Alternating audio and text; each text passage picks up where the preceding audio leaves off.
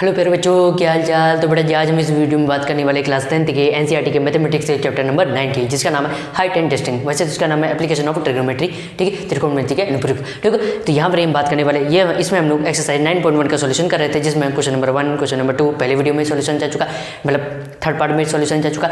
इसके बाद अब फोर्थ पार्ट में आपको गया है, उसमें वीडियो का सोल्यूशन में आपको मिला है क्वेश्चन नंबर कौन से, थर्ड और फोर्थ, फिर इसके बाद फिफ्थ और सिक्स्थ और फिर सेवन्थ, और आज इस वीडियो में हम बात करेंगे सेवन्थ और क्वेश्चन नंबर 8 की सॉल्यूशन की। तो आइए देखते हैं क्वेश्चन नंबर 7 की बात करते हैं। इंग्लिश में यहाँ लिखा है और हिंदी में आपको स्क्रीन पर उधर शो हो रहा होगा, तो हिंदी में भी एक बार पढ़ लीजिएगा, ठीक है।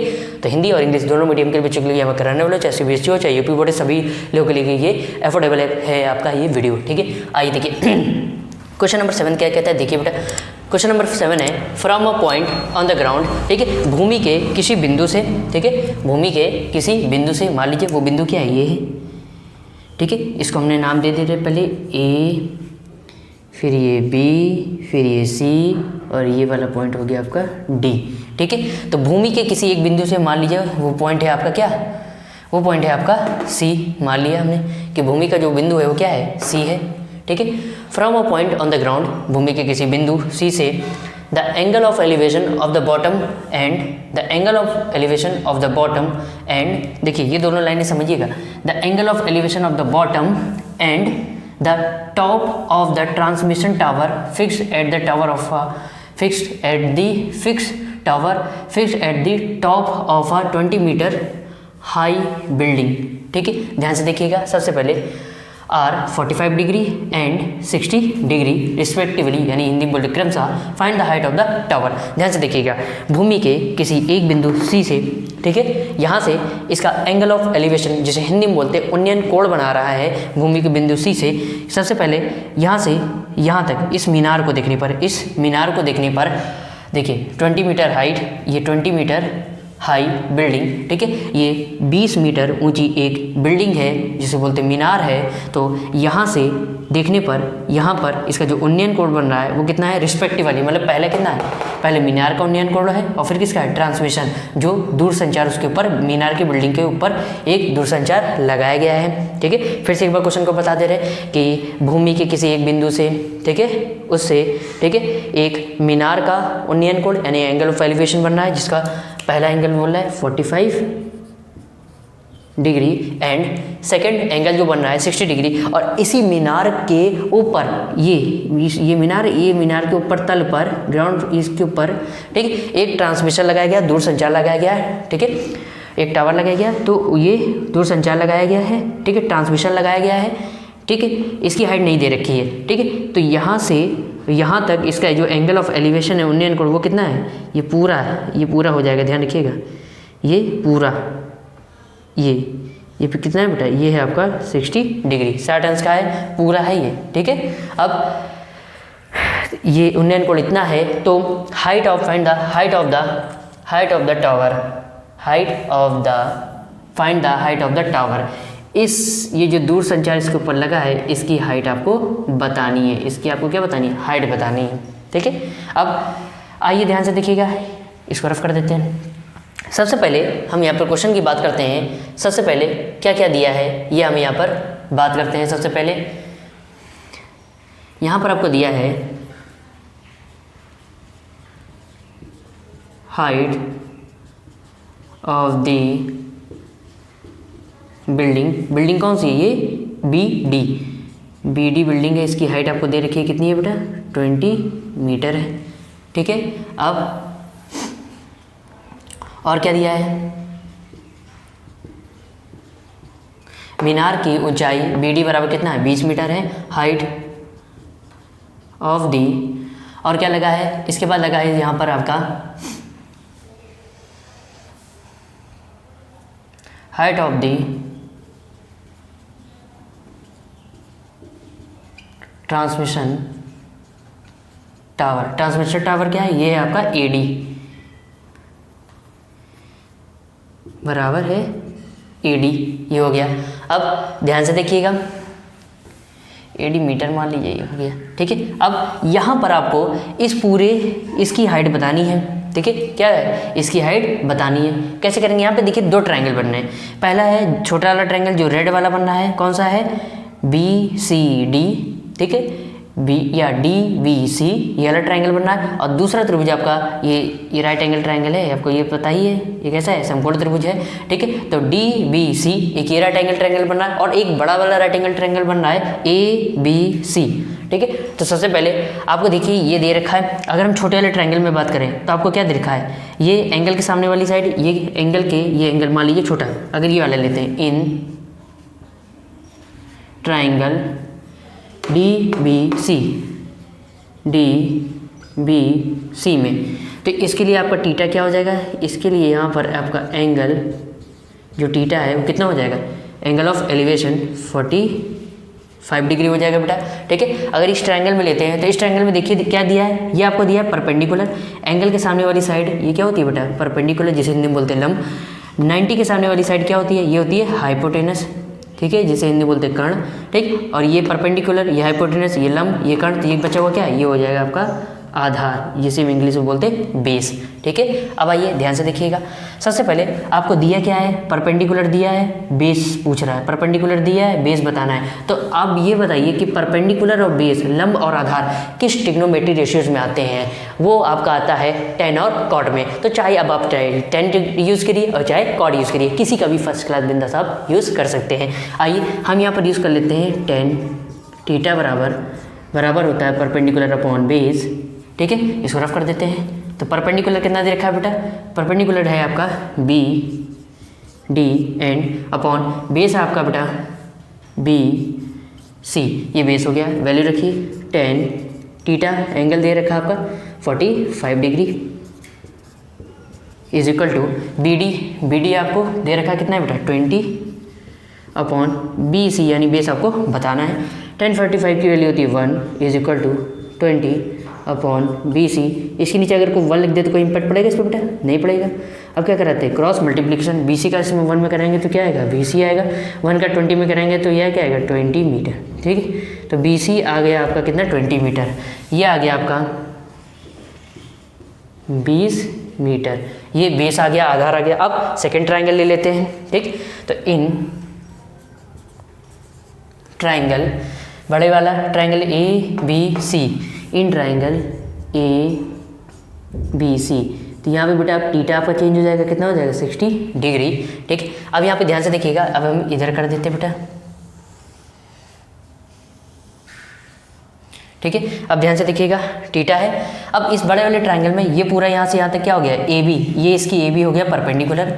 इस 60 डिग्री एंगल के लिए बात करें, ठीक है, ये देखिए बड़ा वाला अगर एंगल बात करें, ये राइट एंगल है, ये ए, ये बी और ये सी, अगर ये पूरा 60 डिग्री की बात करें तो 60 डिग्री की ये सामने वाली साइड क्या होती है परपेंडिकुलर, 90 के सामने वाली हाइपोटेनस, ये लंब, ये कर्ण, और ये क्या हो जाएगा आधार, ठीक है, बेस। तो बेस आपको पता चल गया, ठीक। अब ध्यान से देखिएगा, ये ए बी बेस दिया है, ए बी ये पता करना है, बेस दिया है ए बी, तो बेस और परपेंडिकुलर ये कौन सा ट्रिग्नोमेट्री रेशियो बताता है, फिर से वही tan और cot बताता है। तो आप चाहे tan यूज़ करिए चाहे cot यूज़ करिए, तो हम यहाँ पर यूज़ करने वाले हैं tan। आइए भाई थोड़ा इधर जगह बची है तो इधर लिख देते हैं, tan थीटा बराबर होता है बेटा perpendicular upon base, then tan theta की जगह एंगल दे रखा है कितना 60 डिग्री, परपेंडिकुलर कितना दे रखा है, परपेंडिकुलर पूरा यहाँ से यहाँ तक ए बी आपका परपेंडिकुलर है अपॉन बेस कितना दे रखा है, बेस है बेटा BC, बेस है BC, इसको अभी आप चाहे फर्स्ट नाम दे दीजिए, ठीक है। अब यहाँ पे देखिए tan 60 की वैल्यू कितनी होती है बेटा, tan 60 की वैल्यू होती है √3 इज इक्वल टू, अब देखिए ये A से लेकर B तक, ये A से लेकर B पॉइंट तक दो पार्ट में डिवाइड है, पहले AD है और फिर DB है। तो इसको आप AB को लिख सकते हैं, इस AB को क्या लिख सकते हैं, इस AB को आप लिख सकते हैं AD प्लस DB, ये हो जाएगा होल अपॉन द BC आपको क्या दिख रहा है 20 मीटर, 20 बाय फर्स्ट समीकरण 1 से BC की वैल्यू आपने क्या कर दी, रख दी 20 मीटर, तो √3 इज इक्वल टू, अब देखिए यहाँ पर कोई दिया है BD आपको दिया है 20 मीटर और AD आपको क्या निकालना है, तो AD एज इट इज रखा रहने दीजिए, BD आपको दे रखा है 20 मीटर, इसको यहाँ रख दीजिए होल अपॉन द 20, इसके नीचे 1 होता है, अब क्या करा दीजिए क्रॉस मल्टीप्लिकेशन, 20 के अंदर कराएंगे तो ये हो जाएगा 20 √3, 1 के अंदर मल्टीप्लाई कराएंगे तो ये एज इट इज रहेगा AD प्लस 20, इसको इधर ले आइए तो ये हो जाएगा 20 √3, ये प्लस का इधर आएगा तो बेटा किसको हो जाएगा माइनस का AD, दोनों से 20 कॉमन है, 20 कॉमन निकाल लिया तो अंडर ब्रैकेट यहाँ से 20 निकल गया तो √3 बचा, माइनस यहाँ से 20 निकल गया तो क्या बचा 1, तो AD, तो इसलिए AD क्या आ गया, AD आ गया आपका 20 √3 -1 मीटर। ये आ गई आपकी height of the, find height of the tower. तो अब यहाँ पे लिख दीजिएगा hence the height of the tower, tower कौन किसकी हाइट पूछ रहा था, AD बराबर कितना है बेटा 20 √3 -1 मीटर। ये आपका आंसर हो गया। ठीक, अतः ठीक है ट्रांसमिशन दूरसंचार की ऊंचाई में, अतः मीनार दूरसंचार की ऊंचाई बराबर कितनी है 20 √3 -1 मीटर है। उम्मीद करते हैं आपको क्वेश्चन नंबर 7 अच्छे से फर्स्ट क्लास बिंदा समझ में आ गया होगा। तो अपनी कॉपी में नोट्स बनाने के लिए स्क्रीनशॉट ले लीजिए। फिर नेक्स्ट क्वेश्चन नंबर 8 की बात करते हैं। मैं थोड़ा साइड हट जाता हूँ। सो प्यारे बच्चों, उम्मीद करते हैं इससे पहले जो क्वेश्चन नंबर 7 आपको बताया वो अच्छे से बिंदास फर्स्ट क्लास समझ में आ गया होगा। अब आइए नेक्स्ट क्वेश्चन नंबर 8 की बात करते हैं। इंग्लिश में यहाँ लिखा है, हिंदी में आपको स्क्रीन पर शो हो रहा होगा। आइए देखते हैं, इसको पढ़ते हैं। अ स्टैचू, एक मूर्ति है, ठीक है। अ स्टैचू 1.6 मीटर टॉल, एक स्टैचू है जो कि एक मूर्ति है जो कि 1.6 मीटर क्या है लंबी है, ठीक। Stands on the top of the pedestal. अब देखा होगा आपने जब जैसे कि आपको स्क्रीन पर डायग्राम शो भी हो रहा होगा, एक स्टैचू ऑफ लिबर्टी है, ठीक है। वो स्टैचू ऊपर है और वो स्टैचू जिसके ऊपर रखा है उसको बोलते हैं पेडिस्टल। उसे क्या बोलते हैं पेडिस्टल। तो जब कोई मूर्ति किसी के ऊपर, किसी चीज़ के ऊपर, जैसे आपको इस डायग्राम में शो रहा होगा कि स्टैचू ऑफ लिबर्टी जो है वो जो मूर्ति है, जो स्टैचू वो जिसके ऊपर रखा गया है, तो वो क्या होता है, वो होता है पेडिस्टल, जैसे आपको स्क्रीन पर शो हो भी रहा होगा, ठीक है। तो जो मूर्ति है 1.6 मीटर स्टैचू है वो पेडिस्टल पर एक रखा गया है। From a point on the ground, ठीक है, the point of the ground, किसी एक जमीन के बिंदु से, the angle of elevation of the top of the statue, ठीक है, जमीन के एक बिंदु से, ठीक है, इस मूर्ति को स्टैचू, जैसे देखिए ये हो गया आपका पेडिस्टल और ये पेडिस्टल हो गया, और इसके ऊपर जो मूर्ति स्टैचू जो मूर्ति रखी गई है ये आपका हो गया AD हो गया स्टैचू, और CD हो गया आपका पेडिस्टल। पेडिस्टल के ऊपर क्या रखी गई है, एक मूर्ति रखी गई है, और एक जमीन के बिंदु B से, ठीक है, इस मूर्ति के ऊपर, मूर्ति के शिखर टॉप को देखने पर जो एंगल बनता है, एंगल ऑफ एलिवेशन उन्नयन कोण, वो कितना है 60 डिग्री है पूरा, मतलब बड़े वाला ट्रायंगल ACB में या ABC में, ठीक है। इसके बाद क्या कह रहा है, and from the same point the, और सेम इसी जमीन के इसी बिंदु से देख, the angle of elevation of the top of the pedestal, जमीन के इसी बिंदु से पेडिस्टल के टॉप को देखने पर, भाई पेडिस्टल का टॉप क्या है ये, और मूर्ति स्टैचू का टॉप क्या है ये A है, और पेडिस्टल का टॉप आपका क्या है, शिखर क्या है D है। तो इस जमीन के इसी बिंदु से पेडिस्टल के टॉप को देखने पर जो एंगल बनता है वो क्या है, एंगल ऑफ एलिवेशन यानी उन्नयन कोण 45 डिग्री बनता है। Find the height of the pedestal. तो ये जो पेडिस्टल DC है इसकी आपको क्या पता करनी है, हाइट यहाँ पर पता करनी है, ठीक है। तो हमने मान लिया let the height of the pedestal is equal to कितना h मीटर। हमने मान लिया कि जो पेडिस्टल है इसकी हाइट कितनी है, ये h मीटर मान लिया है, ठीक है। अब ध्यान से देखिएगा, यहाँ पे दो ट्रायंगल बनना है, एक है छोटा वाला रेड वाला, कौन सा BCD। अब जानते हैं हाइट एंड डिस्टेंस में राइट एंगल, मैक्स ट्रिग्नोमेट्री में आपका राइट एंगल ट्रायंगल यूज होता है, त्रिकोण समकोण त्रिभुज यूज होता है। तो दो ट्रायंगल बनना है, एक है BCD ये छोटा वाला, और दूसरा बनना है ABC ये बड़ा वाला। सबसे पहले हम छोटे ट्रायंगल में लेते हैं, इन ट्रायंगल BCD में, ठीक है। आप चाहे BCD लिख दीजिए या DBC लिख दीजिए, कुछ भी लिख सकते हैं, ठीक है। तो यहाँ पर देखिए एंगल आपको दे रखा है, एंगल थीटा यहाँ के लिए क्या है, इस छोटे वाले ट्रायंगल BCD में रेड वाले में एंगल क्या है आपका 45 डिग्री है, ठीक है। अब ध्यान से देखिएगा, यहाँ पर आपने मान लिया हाइट इसकी मान ली क्या है DC, जिसे एंगल के सामने वाली साइड ये क्या होती है, ये होती है आपकी परपेंडिकुलर, हिंदी में बोलते हैं लंब। राइट एंगल के सामने वाली साइड होती है हाइपोटेनस, जिसे हिंदी में बोलते हैं कर्ण, और ये बची हुई क्या होती है बेस, जिसे हिंदी में बोलते हैं आधार। ठीक है, तो अब आपको क्या दिया, देखिए हाइट आपने लेट कर ली है, यानी हाइट आपको पता है, यानी परपेंडिकुलर आपको पता है, बेस आपको बताना है। तो परपेंडिकुलर और बेस ये किस त्रिकोणमितीय अनुपात में आता है, कौन सा ट्रिग्नोमेट्री रेशियो होता है, tan और cot। तो चाहे आप tan यूज़ कर लीजिए चाहे cot यूज़ कर लीजिए, तो हम यहाँ यूज़ करने वाले हैं tan थीटा। तो tan थीटा बराबर होता है परपेंडिकुलर अपॉन बेस। परपेंडिकुलर आपको दे रखा है इस ट्राइंगल BCD में, इसका परपेंडिकुलर है आपका क्या है CD अपॉन, यहाँ परपेंडिकुलर है आपका, यहाँ सॉरी बेस आपका क्या आधार क्या है BC। ठीक, एंगल रख दीजिए 10, एंगल कितना है 45 डिग्री। CD आपका कितना है H माना है आपने अपॉन BC। 10 45 की वैल्यू होती है 1 is equal to H upon BC। इसके नीचे 1 लिख लिए, कोई इस पर इम्पैक्ट पड़ेगा नहीं, क्रॉस मल्टीप्लिकेशन करा दीजिए, BC का 1 में कराएंगे तो कितना हो जाएगा BC, 1 का H में कराएंगे कितना आएगा H मीटर। तो जो BC है बेस आपका आ गया, आधार कितना आया H मीटर आ गया। इसको चाहे क्वेश्चन नंबर 1 नाम दे दीजिए। अब आइए सेकंड ट्राइंगल में ले लीजिए। ठीक है, क्वेश्चन में आपको बताना हाइट ऑफ द पेडिस्टल, ये हाइट बतानी इसकी। अब सेकंड ट्राइंगल है, सेकंड ट्राइंगल कौन सा, ये बड़ा वाला सेकंड ट्राइंगल है आपका, बड़ा वाला ABC। इसमें एंगल कितना बना है 60 डिग्री। एंगल के सामने वाली साइड परपेंडिकुलर, राइट एंगल के सामने वाली साइड, समकोण के सामने वाली साइड हाइपोटेनस कर्ण, अभी बची हुई क्या होती है बेस, जिसे हिंदी बोलते हैं आधार। ठीक है, तो अब लेंगे इन ट्राइंगल ABC में, देखिए यहाँ पर आपका टीटा बदल गया है, टीटा क्या है एंगल 60 डिग्री है। ठीक है, अब यहाँ पे लेते हैं, ध्यान से देखिए ये भी क्या है, ये पूरा आपका क्या है, ये यहाँ से यहाँ तक पूरा, ये A से लेकर C तक, ये क्या है आपका, ये है आपका परपेंडिकुलर है। ठीक है, और सॉरी ठीक है, देखिए ये परपेंडिकुलर है और ये क्या है बेस है। तो परपेंडिकुलर और बेस ये कौन से ट्रिग्नोमेट्री रेशियो में आता है, tan और cot में। तो आप चाहे तो tan यूज़ करिए और चाहे तो cot यूज़ करिए, एज यू विश, जैसी आपकी इच्छा। ठीक है, तो tan थीटा बराबर होता है perpendicular upon base, then tan theta angle कितना रखना है 60 डिग्री। परपेंडिकुलर है आपका A से लेकर C तक, AC हो गया आपका परपेंडिकुलर अपॉन बेस कितना है BC आपका हो गया बेस। ठीक है, अब इसको इधर करते हैं और यहाँ लाइन खींचते हैं और इधर आगे का काम इधर करते हैं।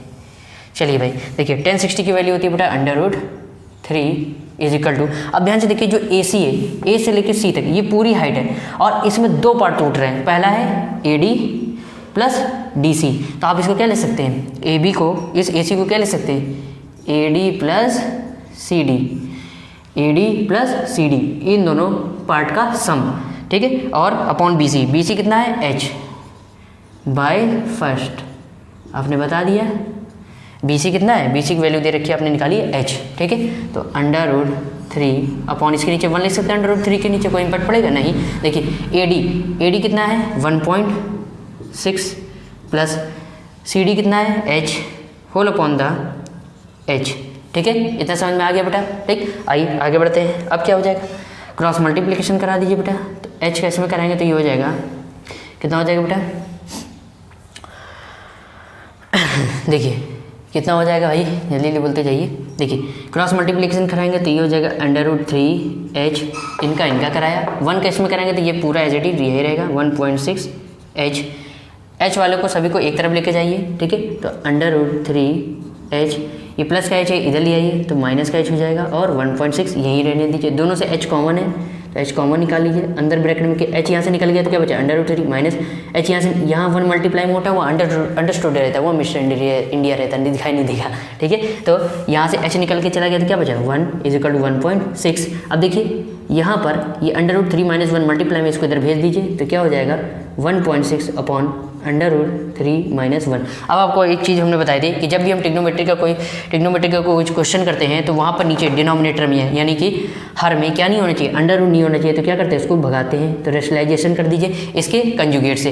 केवल अंडर रूट होता √3 या √5 तो ऊपर नीचे हम क्या करते हैं √5 से मल्टीप्लाई करा देते हैं, लेकिन बट यहाँ पे √3 उसके साथ साइन के साथ -1 है। ठीक है, बस √3 -1, तो इसका कंजुगेट क्या होता है, इसका कंजुगेट होता है √3 -1 का कंजुगेट होता है √3 + 1। तो √3 + 1 से ऊपर और √3 + 1 से क्या करते हैं नीचे मल्टीप्लाई, ये आपने क्लास 9th में पढ़ा होगा उम्मीद करता हूँ।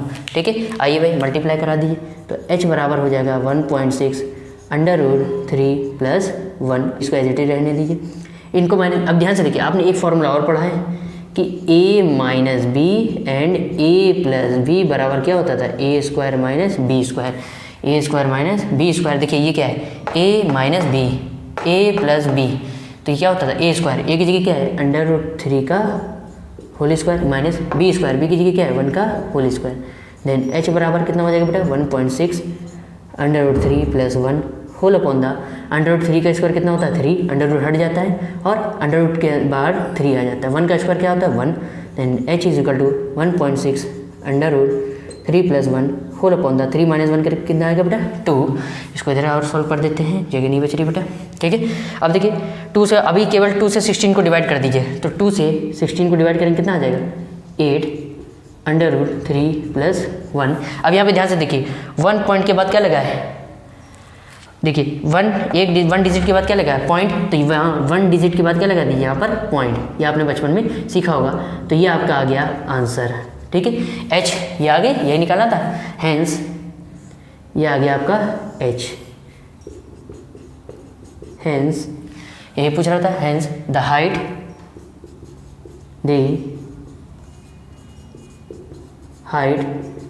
ऑफ द पेडिस्टल इज कितनी है, ये निकल के आई 0.8 √3 प्लस 1 मीटर, √3 प्लस 1 मीटर। ये हो गया आपका क्वेश्चन नंबर 8 का सॉल्यूशन। उम्मीद करते हैं आपको क्वेश्चन नंबर 8 बिंदास फर्स्ट क्लास समझ में आ गया होगा। तो अपनी कॉपी में नोट्स बनाने के लिए स्क्रीनशॉट लीजिए, फिर आगे बात करते हैं, अभी जाइए कि नहीं। सो प्यारे बच्चों, उम्मीद करते हैं आपको इस वीडियो में जो क्वेश्चन एक्सरसाइज 9.1 में क्वेश्चन नंबर 7 और क्वेश्चन नंबर 8 का सॉल्यूशन कराया गया है वो आपको बिंदास फर्स्ट क्लास अच्छे समझ में आ गया होगा। तो अब नेक्स्ट वीडियो में मुलाकात होगी इन्हीं के आगे क्वेश्चन नंबर 9 और क्वेश्चन नंबर 10 के साथ। So thank you so much for watching this video, please like subscribe and share. जय हिंद।